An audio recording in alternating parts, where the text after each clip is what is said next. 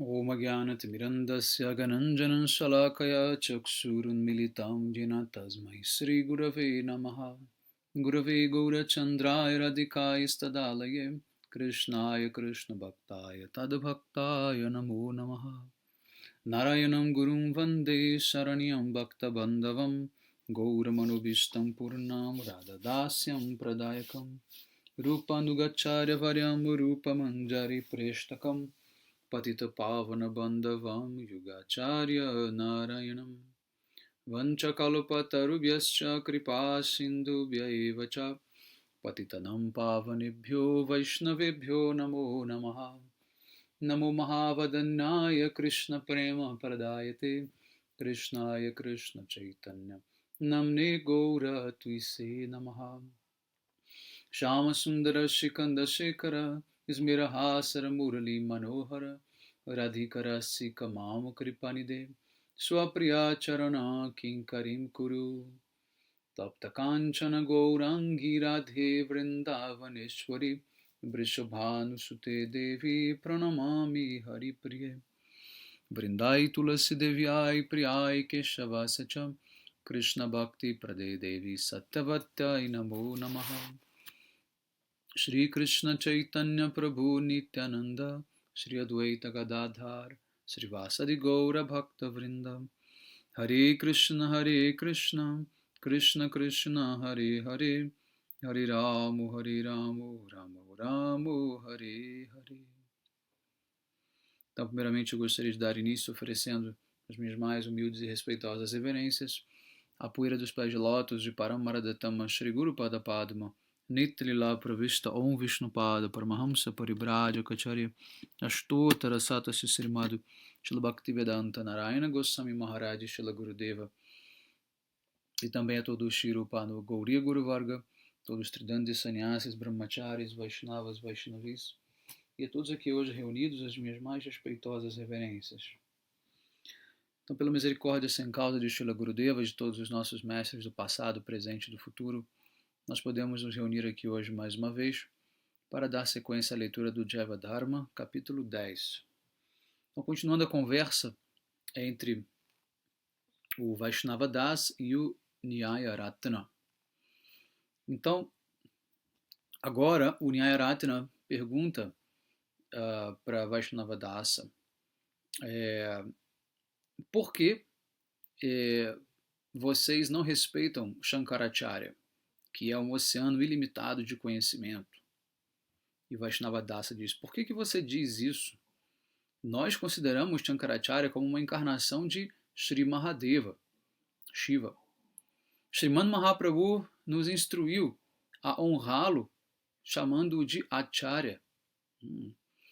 Nós apenas rejeitamos a sua teoria Mayavada, né? Porque ela é uma forma, vamos dizer assim, é uma teoria que se assemelha ao budismo, que os Vedas não corroboram. Por ordens de Bhagavan, Shankaracharya distorceu o significado do Vedanta, dos Vedas e do Bhagavad Gita. E ele então propagou a sua falsa doutrina do impersonalismo monista, conhecido como Advaitavada, para converter aqueles homens que tinham uma natureza demoníaca. Que defeito existe em Shankaracharya ser condenado, né? Assim, que falha existe nisso, né, para que condenemos Shankaracharya? Buda é um avatar de Bhagavan, que também estabeleceu e pregou uma doutrina que é oposta aos Vedas. Mas nem por isso os descendentes dos arianos o condenam. Alguém pode discordar de tais atividades de Bhagavan e Mahadeva e dizer que elas são injustas, mas nós vemos que Bhagavan é um protetor do universo e Sri Mahadeva é o seu representante. E ambos são oniscientes e auspiciosos. Bhagavan e Mahadeva não podem possivelmente serem culpados por uma injustiça, né? Por terem cometido uma injustiça. Aqueles que os acusam são ignorantes e tapados, né? E não podem compreender o significado profundo de suas atividades. Bhagavan e suas atividades estão muito além da razão humana. Então, as pessoas inteligentes devem pensar: Ishvara não pode ter feito isso. Seria melhor que ele. Então, as pessoas inteligentes jamais deveriam pensar que Ishvara ou Bhagavan não deveria ter feito isso, ou que seria melhor se ele fizesse de outra maneira. Ishvara é o diretor de todas as divas, e apenas ele sabe da necessidade de iludir, né, ou atar o homem de natureza não divina com uma doutrina ilusória. Nós não temos meios de compreender a intenção de Ishvara ao manifestar as divas no momento da sua criação, e então destruir as suas formas no momento da aniquilação cósmica. E tudo isso é Bhagavan Lila, passatempos de Bhagavan. Aqueles que se devotam a Bhagavan experimentam um grande deleite em ouvir os seus passatempos. Eles não gostam de se ocupar em debates intelectuais sobre esse tipo de assunto. Então, Nyayaratna, ele diz: bom, tudo bem, mas por que você diz que a filosofia Mayavada ela é oposta aos Vedas, ao Vedanta e ao Gita? E o Vaishnava Dasa disse: se você examinar cuidadosamente os Upanishads e o Vedanta Sutra, né? Se você examinou cuidadosamente os Upanishads e o Vedanta Sutra, por favor, então me diga quais os mantras e sutras que corroboram a doutrina Mayavada. Eu irei explicar-lhe a verdade, né, o verdadeiro significado desses versos e provar que eles não corroboram a filosofia Mayavada de maneira nenhuma. Alguns mantras védicos podem aparentar conter um traço de filosofia Mayavada, mas se você os examina se você examina aqueles versos que precedem, né, e que sucedem esses mantras, então você vai ver que a interpretação deles foi mal feita. Ou seja, Shankaracharya ele simplesmente extraiu um verso, ele descontextualizou esse verso, né, e aí atribuiu um novo significado. Mas se você analisa todos esses mantras, os famosos Mahavakyas de Shankaracharya, dentro do contexto literário deles, você vê que esses versos tratam de outros assuntos, né? ou tem uma outra abordagem que não a Mayavada. E o Nyayaratna disse: irmão, eu não estudei os Upanishads e nem o Vedanta Sutra. Quando falamos sobre a discussão de Nyaya Shastra, eu estou pronto para debater este assunto. Através da lógica, eu posso fazer com que eu posso transformar um pote de barro num pedaço de pano, e um pedaço de pano de volta em um pote de barro. Eu li um pouco do Bhagavad Gita, mas eu não entrei a fundo nele. Então, portanto, eu não posso dizer nada sobre este assunto. Ao invés disso, deixe-me perguntar uma outra questão sobre um outro assunto. Você é um grande erudito, versado, então, por favor, me explique apropriadamente por que os Vaishnavas não têm fé nos remanentes dos alimentos oferecidos aos devas e às devis. São semideuses e semideuses. Muito embora eles tenham grande fé por Vishnu Prashada. Isso é um fato, né? Nós não aceitamos os remanentes, a prachada, né, de semideuses e semideuses, apenas de Krishna. E agora ele vai explicar por quê. Não só Krishna, né, mas de Vishnu de modo geral. Né? Então Vaishnava responde: eu não sou um erudito, na verdade eu sou um grande tolo. Você deveria saber que o que quer que eu esteja falando é apenas por misericórdia do meu Gurudeva, Paramahansa Babaji Maharaj. Ninguém pode saber tudo sobre os Shastras, porque ele é um oceano ilimitado. Mas meu Gurudeva bateu este oceano e então nos ofereceu a essência dos Shastras para mim. Eu aceitei esta essência e a conclusão de todos os Shastras, como assim foi estabelecido. A pergunta, a sua questão, é que os Vaishnavas, eles não desrespeitam a prachada dos Devas e Devis. Shri Krishna é a suprema personalidade de Deus, o controlador de todos os controladores. Portanto, apenas ele é conhecido como Parameshvara. Todos os Devas e Devis são seus devotos.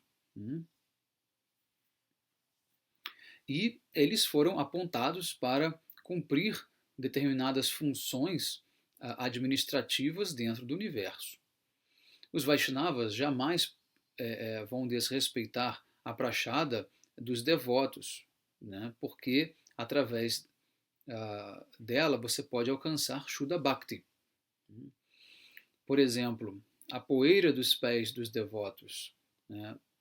A água que lavou os pés deles, que é como um néctar. O néctar do alimento que foi tocado pelos lábios desses bhaktas são os 3 tipos de prachada que são supremamente benéficos. Elas são como um remédio que destrói a doença da existência material. O fato é que, quando os Mayavaris adoram os Devatas e oferecem alimento a eles, os Devatas não o aceitam. Por quê?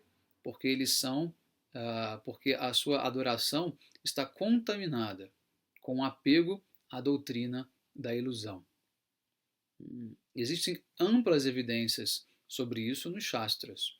E se você me perguntar, eu posso te oferecer essas citações. Os adoradores dos Devas são, em sua grande maioria, Mayavadis. E isso é prejudicial a Bhakti. E uma ofensa a Bhakti Devi aceitar uma prachada dos Devas quando tais pessoas ofereceram ela.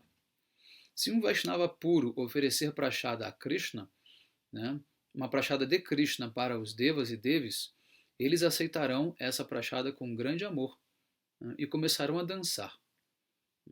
E se um Vaishnava honrar esta prachada, ele irá experimentar uma felicidade imensa.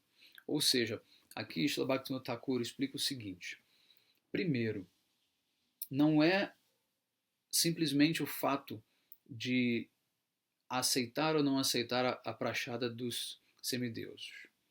O fato principal é, a primeira coisa que ele coloca, que quem está oferecendo esse alimento para os semideuses são Mayavadis. Já começa por aí. Os semideuses não vão aceitar. Né? Segundo, os semideuses não gostam de boga, não gostam de alimento que não foi oferecido antes para Vishnu. Eles querem também Vishnu Prachada. Então, portanto, se você oferece diretamente para eles, muito provavelmente eles não vão aceitar também. Então, a gente não vai comer boga. Né? Então, dessa maneira, se você oferece para Krishna, depois oferece para algum semideus, os devotos podem honrar. Por quê? Porque aquilo é prachada de Krishna. Tá? Então, esse é o raciocínio correto dos devotos. Não é que nós desrespeitamos a prachada dos devas e das devis. Não, de maneira nenhuma. Tá? Muito bom. Então, voltando aqui ao texto. Um outro ponto a ser considerado é que as instruções dos Shastras são muito poderosas. E os Yoga Shastras direcionam os seus praticantes para o sistema de Yoga, né, com o intuito de não aceitarem a prachada de nenhum Devata. Isso não significa que aqueles que praticam yoga desrespeitam a prachada dos devatas. Eles simplesmente, ah, isso simplesmente significa que ah, abandonar a prachada os ajuda, né, na prática do yoga sadhana para alcançar o que? A sua meditação, seu foco meditativo. Já é uma questão interna deles, né? Similarmente, em Bhakti Sadhana, um devoto não pode alcançar devoção exclusiva para Bhagavan, que é o seu objeto de adoração, se ele ficar aceitando prachada de outros devas. Entende? Então, querer fazer Bhakti significa ser unidirecionado, manter uma devoção exclusiva, Kevala Bhakti. O que significa que, se você fica tomando prachada e remanente de outro semideus, Krishna não verá isso com bons olhos. Krishna quer a sua devoção exclusiva, o que significa que você só vai comer os remanentes de Krishna, né? Então, esse é um outro aspecto muito importante. Então, se você, por exemplo, está numa situação em que você, sei lá, foi participar de algum evento, aconteceu alguma festividade, foi na casa de alguém, alguma coisa, ofereceram esse alimento para algum semideus e depois vieram trazer para você. E você fica, né, meio constrangido de negar e muitas vezes não sabe o que dizer. Diga simplesmente o seguinte: olha, eu sou um servo de Krishna e, portanto, eu aceito apenas prachada de Krishna. Porque se eu aceitar prachada de qualquer outra deidade, eu estarei me desviando da minha prática e por essa razão eu não posso aceitar. Mas eu não tenho absolutamente nada contra a sua deidade, a sua adoração e muito menos a prachada deles. Mas a gente honra a prachada daqueles que nós adoramos, que são as nossas deidades adoradas. Então, dessa maneira, você simplesmente coloca a coisa como, né, assim, aí você joga inclusive para a pessoa. Você fala, olha, da mesma forma que você só come prachada da sua deidade, eu também só como da minha. Tá? E assim fica elas por elas. Tá bom? Muito bem. Então agora o Nyayaratna diz: está certo, isso está muito claro. Mas por que vocês se opõem à matança dos animais em sacrifícios quando os Shastras recomendam isso? E o Vaishnava Dasa disse: não é intenção dos Shastras que os animais sejam mortos. Os Vedas declaram: Mahim Syat Sarvani Bhutani. Não devemos cometer violência contra nenhuma entidade viva. Essa declaração proíbe a violência contra os animais.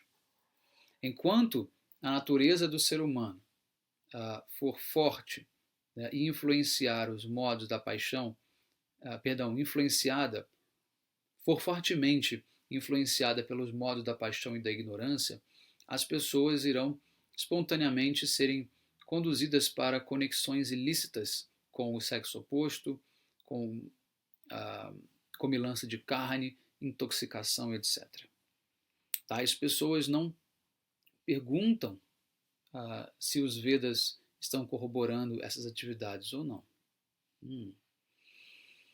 Então, o propósito dos Vedas não é promover tais atividades de matança de animais, mas ao contrário, né, proibi-las.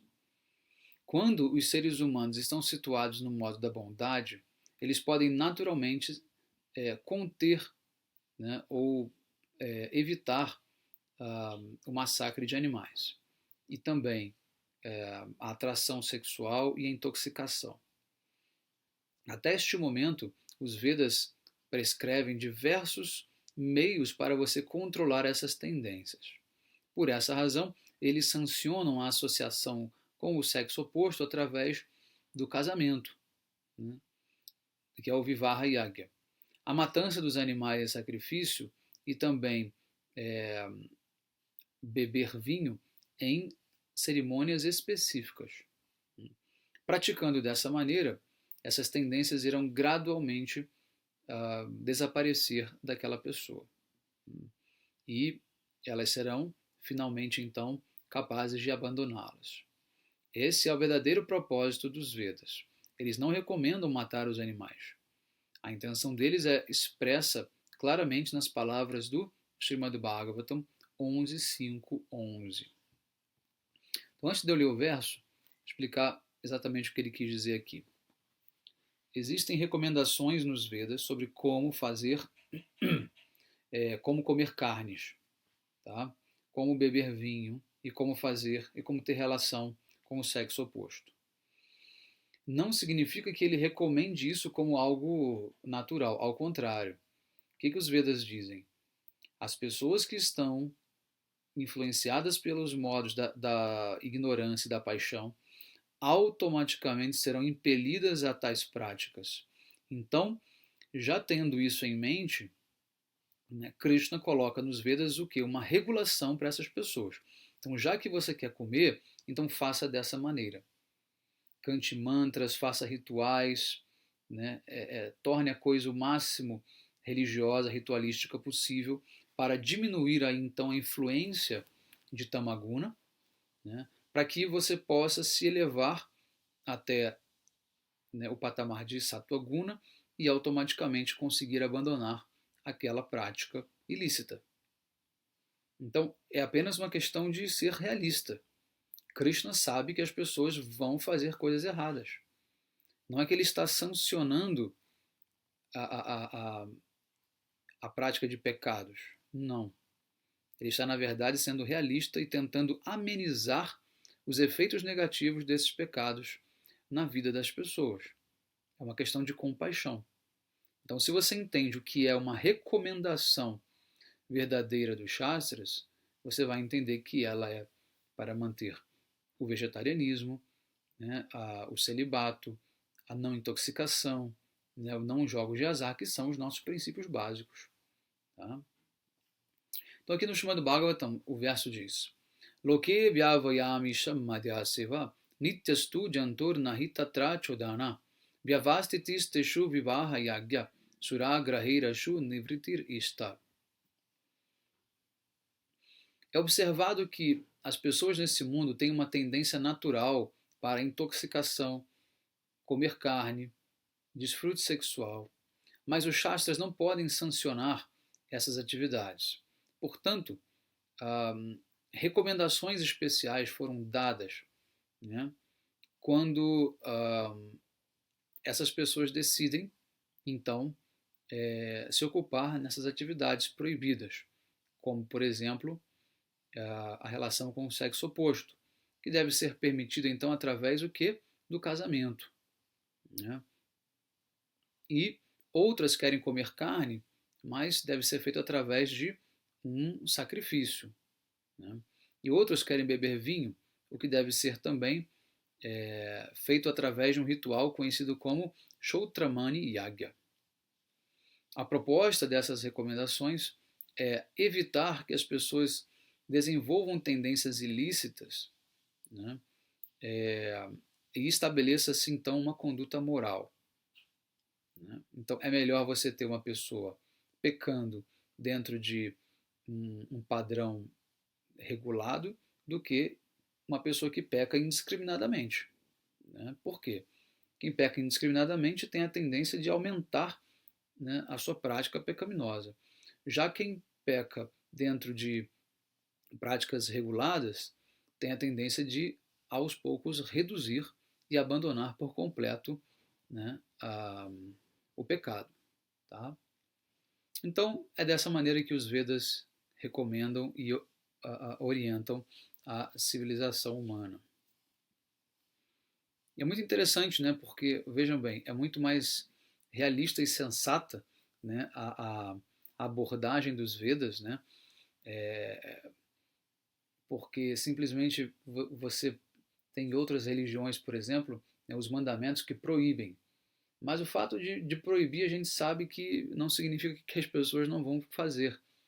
A gente sabe que as pessoas não têm fé em Deus, não têm nem mesmo uma capacidade mesmo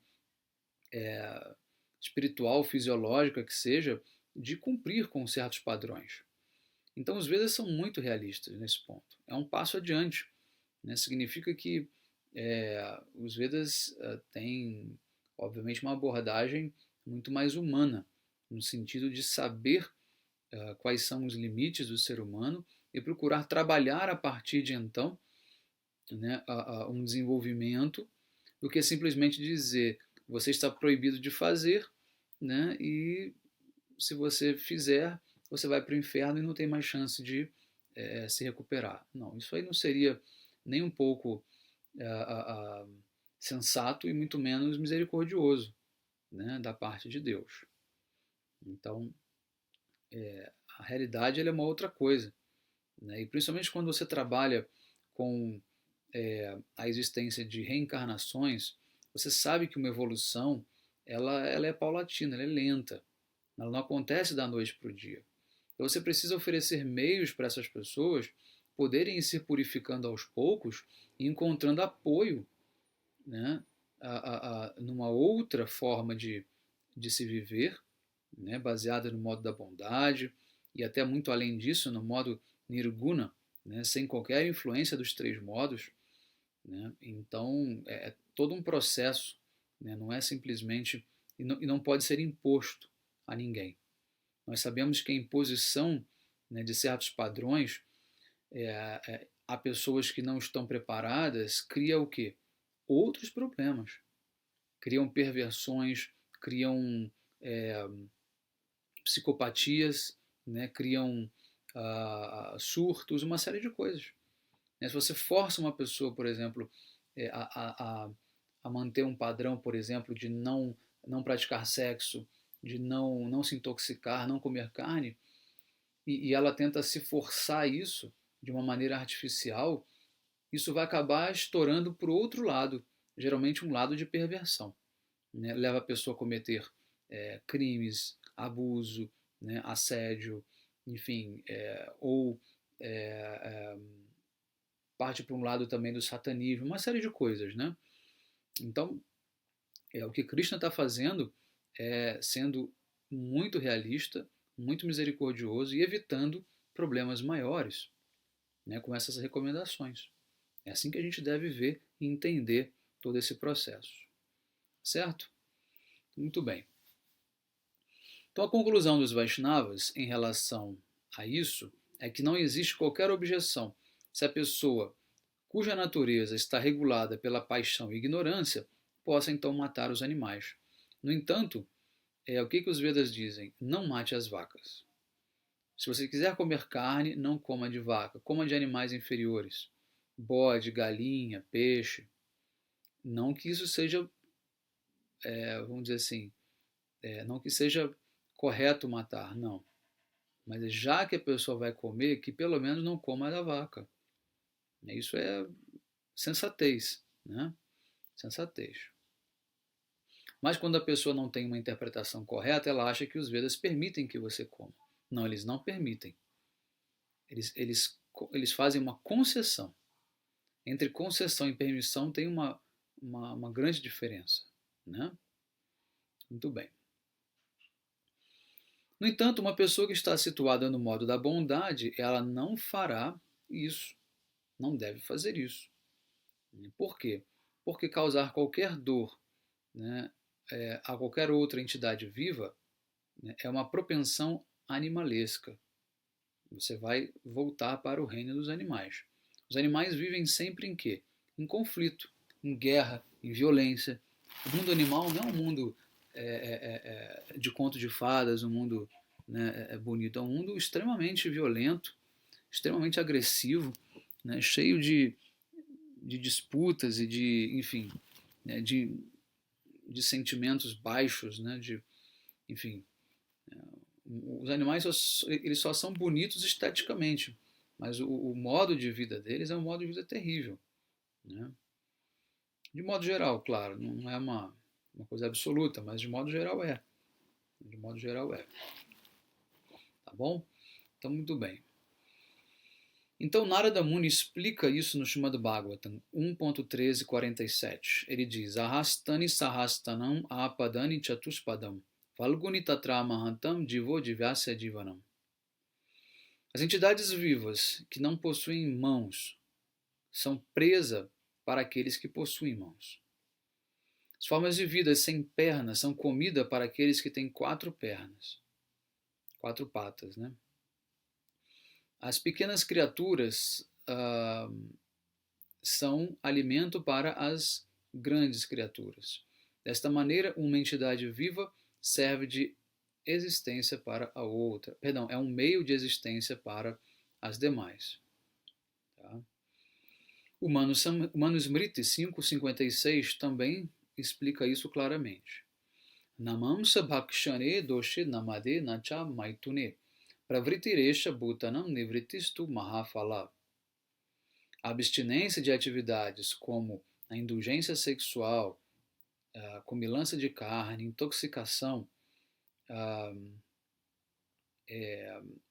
promove benefícios muito elevados, muito embora os seres humanos estejam naturalmente inclinados a praticá-las. Né? Então, Nyayaratna diz, sim, mas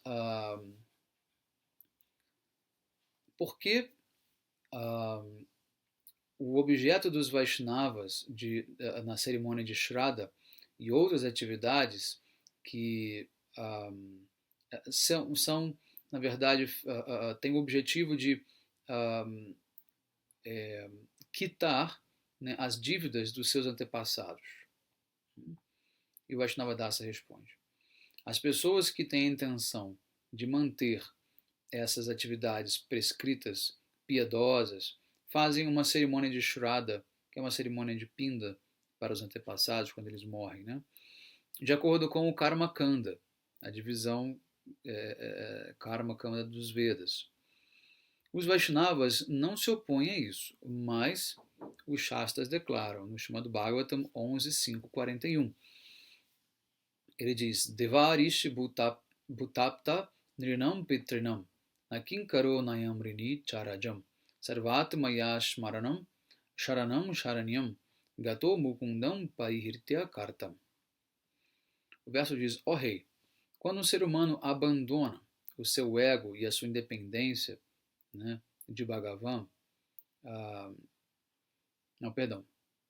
quando um ser humano abandona o ego de ser independente de Bhagavan e se abriga completamente em Sri Mukunda como o supremo refúgio, ele está automaticamente se livrando das dívidas que ele tem com os devas, com os sábios, com as entidades vivas em geral, com os familiares, com a humanidade e com os antepassados. Né? Tal devoto já não mais está subordinado a tais personalidades, nem mesmo está obrigado a servi-las. Então, muito bem. Existe uma dívida natural de qualquer entidade viva para com essas outras entidades. Eu vou repetir.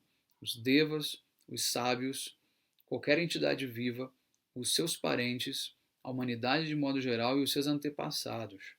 Existe uma dívida kármica automática para com todos eles. Então, aquele que é um karmakandi, aquele que só pratica boas e más ações, ele precisa fazer puja para essas entidades vivas para que essa dívida seja, vamos dizer assim, quitada, né, e ele possa se ver livre dessas reações, né, reações negativas desse karma. No entanto, aqueles que se tornam devotos e se rendem a Bhagavan Shri Krishna, eles já não são mais obrigados a cumprir com essa adoração, né, porque eles já não têm mais nenhuma dívida, as dívidas foram todas anuladas, e, portanto, a obrigação também em servir essas entidades vivas já não é mais necessária. Tá? Então, a gente entende dessa maneira, de acordo com uma declaração bem explícita aqui do Srimad Bhagavatam. No entanto, consequentemente, os bhaktas que se abrigaram em Bhagavan não são obrigados a fazer a cerimônia de Shraddha, né, e outras do Karma Kanda, né, que servem para obter, então, o quê? um livramento dessas dívidas com os antepassados. Eles são instruídos apenas a adorar Bhagavan, oferecer Mahaprasada aos antepassados e honrar depois a Mahaprasada com amigos e parentes. Então, de toda forma, nós fazemos um tipo de Shraddha, um tipo de puja para os antepassados, mas com a finalidade de beneficiá-los com Bhakti. Então, o que nós fazemos? Oferecemos a eles Mahaprasada. Não é simplesmente uma adoração no sentido de vangloriá-los ou pedir perdão por qualquer erro nosso. Não. É uma adoração no sentido de dar-lhes a oportunidade de fazer Bhakti através da Mahaprasada. Então tem um mantra que você utiliza para fazer essa oferenda e assim então os antepassados eles são liberados da sua condição, né, kármica quando entram em contato com essa Mahaprasada. Muito bem. O Nyayaratana então pergunta, em que ponto, né, essa pessoa pode obter uma posição para poder deixar de cumprir com esses rituais? E o Vaishnava Dasa diz, é uma prerrogativa dos Vaishnavas agirem de acordo com o que foi prescrito. E você se torna capaz de fazer isso no momento em que você desperta a sua fé por Harikatha e Harinama. Isso foi dito no Srimad Bhagavatam 11:29. Tavat karmani kurvitana nirvideta javata madkata shravannado vashrada yavam na jayate. Uma pessoa é obrigada a se ocupar em karma e seguir as regras e proibições associadas com este caminho, enquanto ela ainda não despertou o seu apego por atividades que resultam em atividades que são relacionadas à fé, né, de ouvir o meu Lilakatha, de ouvir o meu Harikatha. Matkata Shravanado Vashradadyavam Najayate. A pessoa ainda não conquistou a fé para ouvir o meu Harikatha, Krishna diz. Então Nyayaratana diz, eu estou muito encantado em ouvir as suas explicações. Vendo a sua erudição e entendimento refinado, a minha fé agora começou a despertar, né, pelo Vaishnava Dharma. Meu irmão Harihara não tem capacidade de debater mais adiante com eles. Né?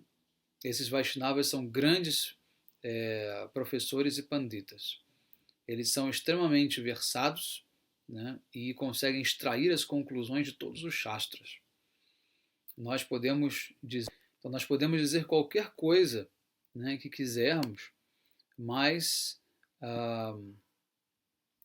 é altamente duvidoso, né, que tenha aparecido qualquer um nessa terra da Bengala, né, ou em qualquer outra parte da Índia que possa se comparar com a escolaridade desses Vaishnavas exaltados, tais como Nimai Pandita. Portanto, vamos. O dia está terminando e será difícil cruzar o rio Ganges no escuro. Então, o Nyayaratana e o seu grupo de professores partiram gritando Haribol, Haribol. E os Vaishnavas então começaram a dançar e a cantar Jai Shachinandana, Jai Shachinandana. Então aqui termina o capítulo 10, intitulado Nitya Dharma e História. Então na próxima aula a gente vai dar sequência no capítulo 11. Então bom dia a todos, Hare Krishna, Vanchakalpatarvyasya Kripa Sindhubhyaiva cha Patitanam Pavanebhyo Vaishnavebhyo Namo Namaha.